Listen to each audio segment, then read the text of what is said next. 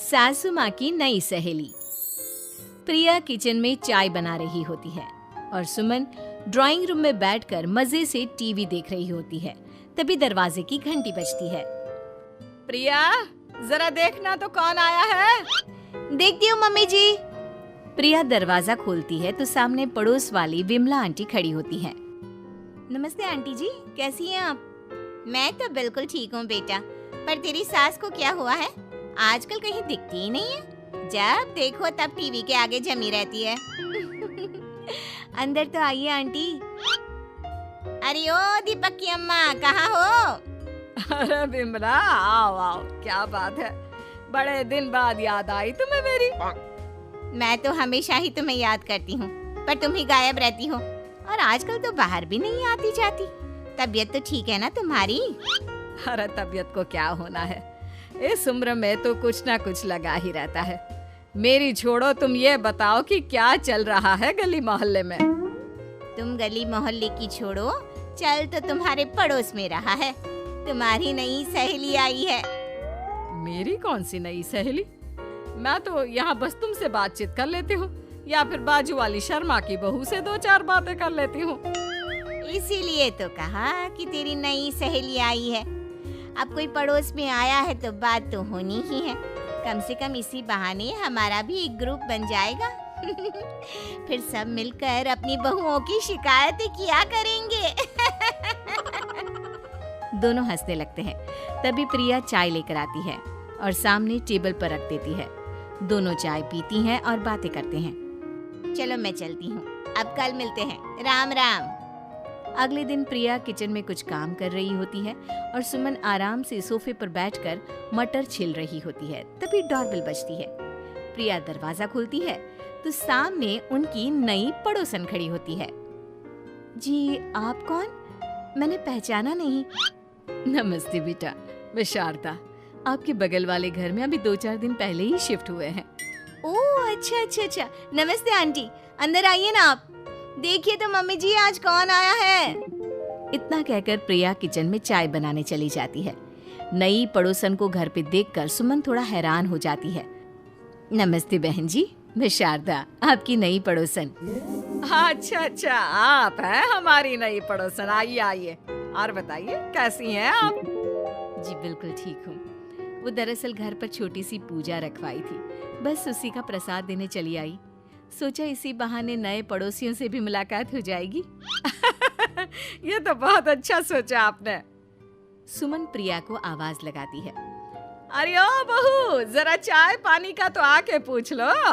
ये आजकल की बहुएं भी ना, जब तक बोलो नहीं तब तक कुछ नहीं करेंगी। आई मम्मी जी। प्रिया चाय लेकर आती है। दोनों बैठकर चाय पीती हैं और खूब सारी बातें करती हैं। अच्छा बहन जी, अब मैं चलती हूँ, फिर मिलते हैं। अब तो आना जाना लगा ही रहेगा। शारदा के जाने के बाद प्रिया किचन से बाहर आती है।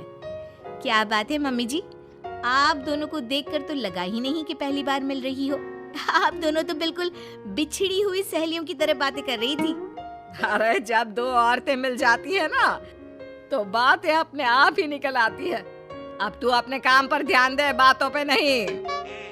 ऐसे ही कुछ दिन बीत जाते हैं। अब सुमन और शारदा अच्छी सहेलियां बन गई होती हैं। दोनों एक साथ मंदिर जाती, मार्केट जाती और कभी कभी तो विमला भी इनके साथ मिलकर खूब हंसी ठिठोली करती। एक शाम तीनों बैठकर सुमन के घर पर चाय पी रही होती हैं कि तभी बहुत तेज बारिश शुरू हो जाती है। सुमन जोर से प्रिया को आवाज लगाती है। प्रिया, ओ प्रिया, देख कितनी तेज बारिश हो रही है। जाके छत से सारे कपड़े ले आ, नहीं तो सब भीग जाएंगे। सुमन 2 बार आवाज लगाती है लेकिन प्रिया का कोई जवाब नहीं आता। शायद प्रिया कुछ काम कर रही है, इसीलिए कुछ जवाब नहीं दे रही। अरे काहे का काम, आराम फरमा रही होगी महारानी। तभी प्रिया बीमार हालत में अपने कमरे से बाहर निकलती है। हाँ मम्मी जी, क्या हुआ? मेरी तबीयत थोड़ी ठीक नहीं है ना, इसलिए आग लग गई। अरे सारे कपड़े भीग गए और तुझे सोने से फुर्सत नहीं है। सबके सामने सुमन के मुंह से ऐसी बातें सुनकर प्रिया उदास हो जाती है और छत से कपड़े उतारने चली जाती है। सुमन, ये क्या बात हुई? प्रिया ने बताया ना कि उसकी तबीयत ठीक नहीं, इसलिए उसकी आंख लग गई। तुम भी ना खामखा उसे सबके सामने सुना दिया। अरे आप नहीं जानती शारदा जी, कुछ बहुएं ना बहुत आलसी होती है, घर का एक काम नहीं करना चाहती। ऐसा नहीं है सुमन, तुम्हारी बहू तो बहुत प्यारी है, तुम्हारी सारी बात भी तो मानती है। हाँ सुमन, तुम प्रिया के बारे में ऐसा क्यों सोचती हो? मेरी भी दो बहुएं हैं, लेकिन मैं उन्हें अपनी बेटियों की तरह रखती हूँ।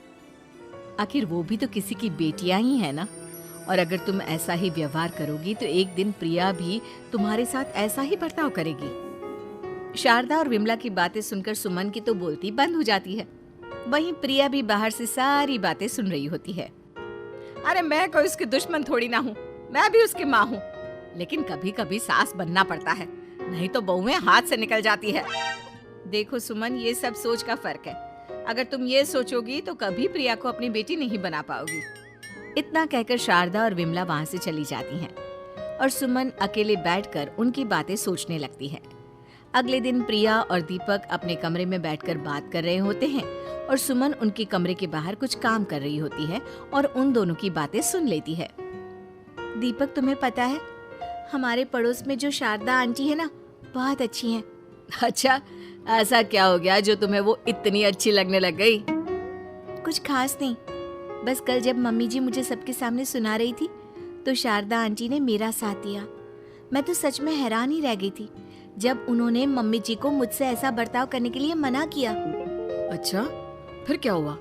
होना क्या था, शारदा आंटी तो मम्मी जी को समझा ही रही थी कि बहू को भी बेटी की तरह ही रखना चाहिए, लेकिन मम्मी जी तो मम्मी जी है ना, उन्हें तो मुझ में हमेशा कमी ही दिखती है। काश मुझे भी शारदा आंटी जैसी सास मिली होती जो मुझे भी अपनी बेटी जैसी समझती। सुमन ये सब सुनकर बहुत उदास हो जाती है और वहां से चली जाती है। प्रिया की बातें सुमन के कानों में बार बार गूंज रही थी। उसे बहुत शर्मिंदगी महसूस हो रही थी कि उसने प्रिया के साथ बहुत गलत किया है। अगले दिन सुमन शारदा और विमला को बुलाती है। क्या बात है सुमन, आज तूने ऐसे अचानक क्यों बुलाया? सब ठीक तो है ना? हाँ हाँ, सब ठीक है, तुम दोनों बैठो तो सही। तब तक दीपक और उसके पापा भी आ जाते हैं। प्रिया, तुम भी आ जाओ। क्या हुआ मम्मी जी, आपने बुलाया? हाँ प्रिया बेटा, मैं आज सबके सामने तुमसे माफी मांगना चाहती हूँ। मैंने आज तक तुम्हारे साथ बहुत बुरा व्यवहार किया है, लेकिन तुमने कभी भी मेरे साथ बुरा बर्ताव नहीं किया। मुझे अपनी गलती का एहसास हो गया है, हो सके तो मुझे माफ कर देना। प्रिया अपनी सास की बातें सुनकर हैरान हो जाती है, उसकी आंखों में आंसू आ जाते हैं। एक थैंक यू तो मेरी नई सहेली को भी बनता है, जिसकी वजह से मुझे मेरी गलती का एहसास हुआ। शारदा बहन, आपका बहुत बहुत शुक्रिया जो आपने मेरी आंखें खोल दी। अरे क्या सुमन, तुम भी ना। तो फिर इसी बात पर चाय और पकोड़े हो जाए? हाँ हाँ, क्यों नहीं।